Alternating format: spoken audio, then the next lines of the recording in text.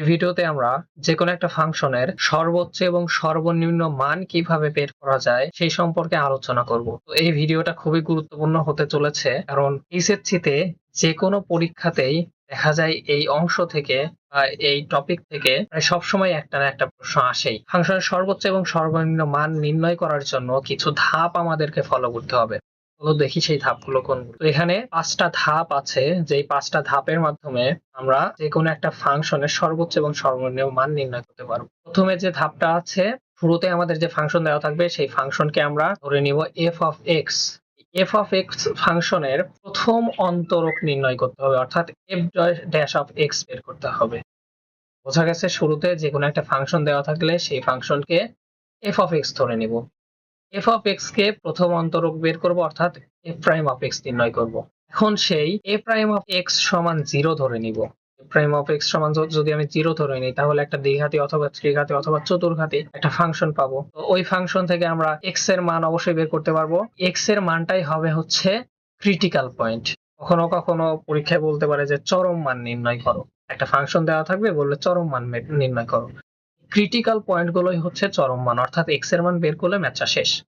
কিন্তু এখানে আমাদের কাজ হচ্ছে ফাংশনের সর্বোচ্চ সর্বনিম্ন মান নির্ণয় করা। এক্স এর মান বের করার পরে আমরা যে ফাংশনকে প্রথমে অন্তরজ নির্ণয় করলাম, প্রথম অন্তরজ বা ফার্স্ট ডেরিভেটিভ, ওই ফাংশনকে আবারও অন্তরীকরণ করব, অর্থাৎ F double dash of x বের করব। বোঝা গেছে, দুইবার অন্তরীকরণ করে ফেললাম। এখন এই এফ ডাবল ড্যাশ এক্স এ যে এক্স এর যে মানগুলো পেয়েছিলাম, অর্থাৎ এই চরম মানগুলো এফ ডাবল ড্যাশ এক্স এ বসাবো। বসানোর পরে আমাদের কিছু ক্রাইটেরিয়া টেস্ট করতে হবে। যেমন প্রথমটা হচ্ছে এই এফ ডাবল ড্যাশ এক্স এর মান 0 থেকে বড় নাকি 0 থেকে ছোট। যদি 0 থেকে ছোট হয়, অর্থাৎ নেগেটিভ ভ্যালু আসে, তাহলে সেই বিন্দুতে আমাদের সর্বোচ্চ মান পাওয়া যাবে। আর যদি পজিটিভ ভ্যালু আসে, সেই বিন্দুতে সর্বনিম্ন মান পাওয়া যাবে। কখনো কখনো দেখবা যে এফ ডাবল ড্যাশ এক্স এর মান 0 হয়ে যাচ্ছে, তখন সেক্ষেত্রে এই ফাংশনটা আসলে আমরা নির্ণয় করতে পারবো না। এখানে অন্য একটা পদ্ধতি ব্যবহার করা হবে, যেটা হচ্ছে হায়ার অর্ডার ডেরিভেটিভ, যা তোমাদের এইচএসসি লেভেলে পড়ানো হচ্ছে না। তো এটা নিয়ে আমরা মাথা ব্যথা করবো না। তো এই শর্তগুলো পূরণ করার মাধ্যমে আমরা সর্বোচ্চ এবং সর্বনিম্ন মান বের করার একটা ধাপ বের করে ফেললাম। এখন এই এক্স এর মানগুলো, অর্থাৎ যে এক্স এর মানের জন্য আমার এফ ডাবল ড্যাশ এক্স এর মান 0 থেকে ছোট হচ্ছে, অর্থাৎ নেগেটিভ হচ্ছে, সেই এক্স এর মানটা যদি আমি এই মূল ফাংশন এফ অফ এক্স এ বসিয়ে দেই, তাহলে আমার সর্বোচ্চ মান আমি পেয়ে যাব। আমাদের যে ফাংশনটা দেওয়া থাকবে সেই ফাংশনের সর্বোচ্চ মান পেয়ে যাব। এবং এই এক্স এর মানের জন্য এফ ডাবল ড্যাশ এক্স এর মান 0 থেকে বড় হচ্ছে, অর্থাৎ ধনাত্মক হচ্ছে, সেই এক্স এর মানটা আমি যদি মূল ফাংশনে বসাই, অর্থাৎ এফ অফ এক্স এ বসিয়ে দেই, তাহলে আমরা সেই ফাংশনের সর্বনিম্ন মান পেয়ে যাব। এখন চলো আমরা কিছু উদাহরণের মাধ্যমে এই সমস্যা সম্পর্কে একদম ক্লিয়ার একটা ধারণা নিয়ে ফেলি। শুরুতে আমাদের একটা ফাংশন দেওয়া আছে x cube minus 3x square minus 45x plus 13। শুরুতে যে কাজটা করবা, করি এফ অফ এক্স সমান x cube minus 3x square minus 45x plus 13। আমরা এফ অফ এক্স ধরে নিলাম। এখন আমাদের যে কাজটা করতে হবে সেটা হচ্ছে এর প্রথম অন্তরজ বের করতে হবে। এই ফাংশনের প্রথম অন্তরজ কি হবে? 3x square minus 6x minus 45।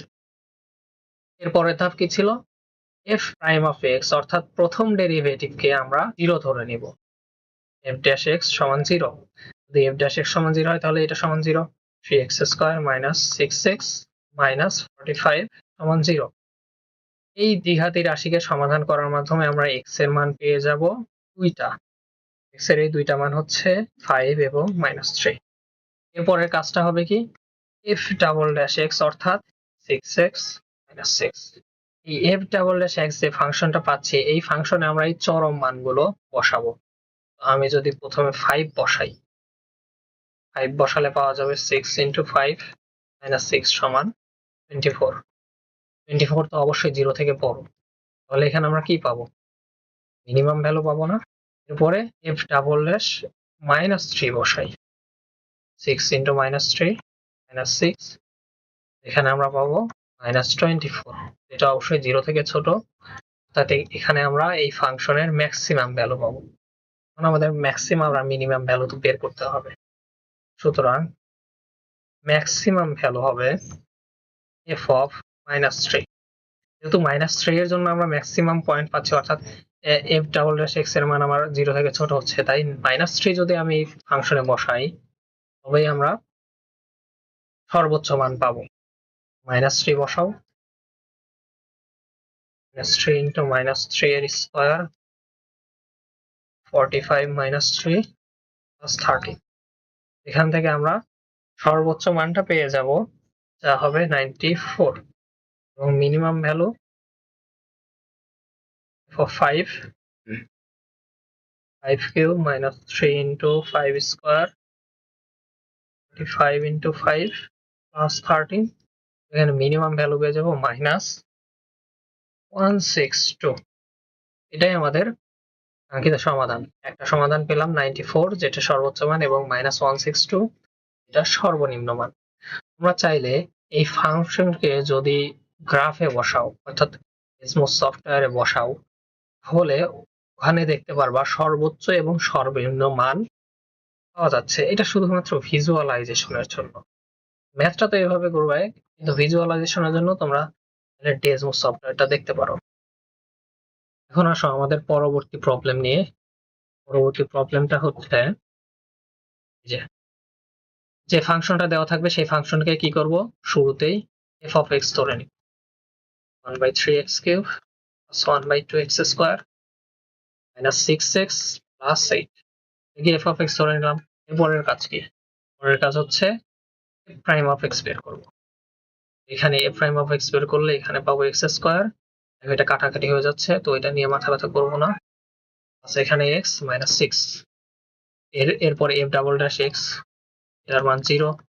এটাই আমাদের তো শর্ত। দেখো এখানে তো এটাই শর্ত ছিল যে f ডাবল ড্যাশ x 0 ধরবো, 0 ধরে ওখান থেকে আমরা চরম মানগুলো বের করবো। x square plus x minus 6 সমান 0। এখান থেকে আমরা x এর মানগুলো পেয়ে যাব হচ্ছে 2 এবং -3। 2 এবং -3 এটাই হচ্ছে আমাদের চরম মান।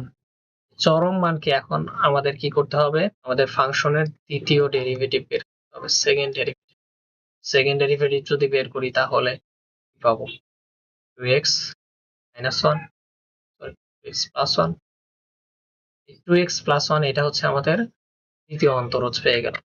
দ্বিতীয় অন্তরকে আমরা চরম মান 2 এবং -3 বসিয়ে দেখব যে কোন মানের জন্য ধনাত্মক এবং ঋণাত্মক মান আসছে। যদি আমি 2 বসাই, 2 into 2 plus 1 5, তো অবশ্যই 0 থেকে বড়।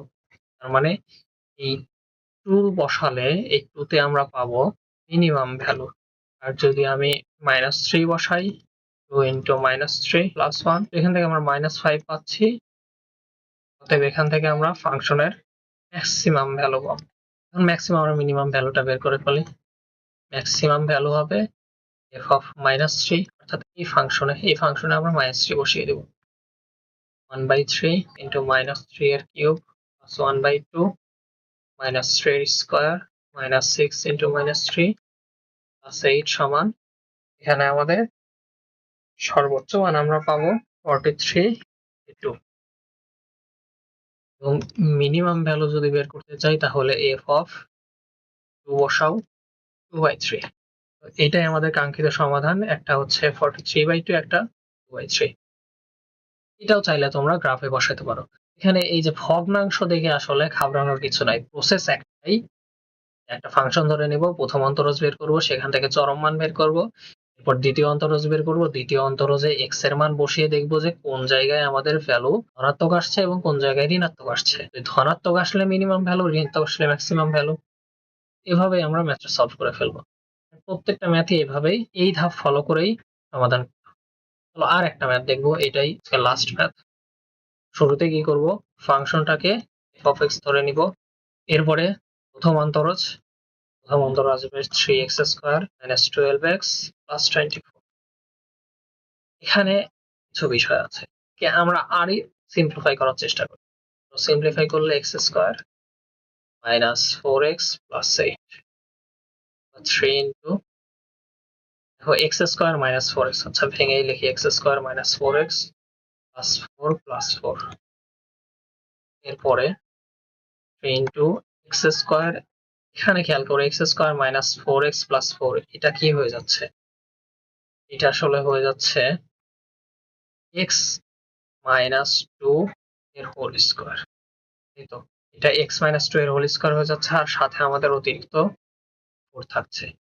এই অংশটুকু একটু খেয়াল করো, এখানে এক্স মাইনাস টু হোল স্কোয়ারের সর্বোচ্চ মান কত হতে পারে? সর্বোচ্চ মান তো আমরা জানি না আসলে কত হতে পারে, কিন্তু সর্বনিম্ন মান জানি। সর্বনিম্ন মান অবশ্যই এর এইটুকের মিনিমাম ভ্যালু আমাদের 0 হবে। 0 এর থেকে তো নিচে আসা সম্ভব না, কারণ এখানে আমাদের এইটা সূচক কত? সূচক 2, অর্থাৎ পজিটিভ নাম্বার। পজিটিভ নাম্বার হলে তো এর ভিতরে কখনোই নেগেটিভ আসতে পারবে না। তো সামগ্রিকভাবে আমার যে এই অংশটুকু আছে, এই অংশের মান দেখো, এটা যদি 0 হয়ে যায়, তাও 3 4 12, অর্থাৎ আমাদের পজিটিভ ভ্যালু থাকছে। এখানে কি বোঝাতে চাচ্ছি আমি? F prime of x always always 0 থেকে বড়, কেননা এইটুকু তো আমার পজিটিভ। তো আমাদের শর্ত কি ছিল? যদি শর্তটা একটু দেখতে চাও, এখানে শর্ত ছিল যে এফ প্রাইম অফ এক্স, এই যে এফ প্রাইম অফ এক্স 0 হতে হবে, কিন্তু এখানে কি 0 হচ্ছে? এখানে তো, এখানে খেয়াল করো, এখানে তো পজিটিভ হয়ে যাচ্ছে। অতএব এই ফাংশনের জন্য আমাদের সর্বোচ্চ এবং সর্বনিম্ন মান আমরা পাবো না, কারণ আমাদের তো চরম বিন্দুই নাই। চরম বিন্দু লাগবে না? চরম বিন্দু যেহেতু নাই, তো এই ফাংশনে আমরা সর্বোচ্চ এবং সর্বনিম্ন মান পাবো না।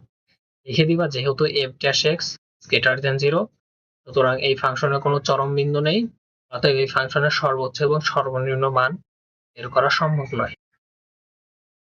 এই তিনটা আসলে খুবই সহজ ম্যাথ ছিল, তোমরা বই থেকে এই টাইপের কিছু ম্যাথ প্রবলেম সলভ করবা। কিন্তু এখানে খেয়াল করো, এই যে এই জিনিসগুলো আসলে পরীক্ষায় বেশি আসে। এগুলো তো খুবই কম, মানে আসে, প্রতিবারই আসে। এমসিকিউ তো অবশ্যই আসবে, কিন্তু এইগুলো সৃজনশীলের জন্য গুরুত্ব। ওই একই প্রসিডিওর ফলো করে এই ম্যাথ প্রবলেম গুলো সলভ করার চেষ্টা করবা।